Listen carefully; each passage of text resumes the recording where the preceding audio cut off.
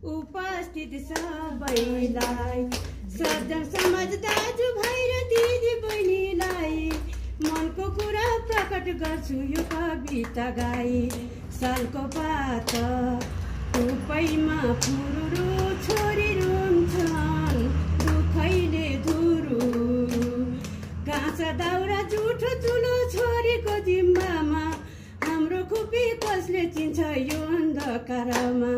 छोरी पढे छाडा हुन्छन् भन्ने न्यु पारी, यो समाजमा जीवनको नपारौँ है भारी।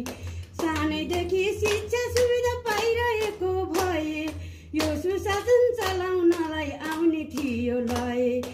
आफ्नो दिमाग आफैले लगाउँ है, कतै बिग्रे सबैले सघाउँ है। सबैजना अघि बढे देशको विकास बन्छ, यो नेपाली जनताले नमानौ है सन्छ। किन हामी परेको तल समन्तीको बनेर फुटबल, हामी सबले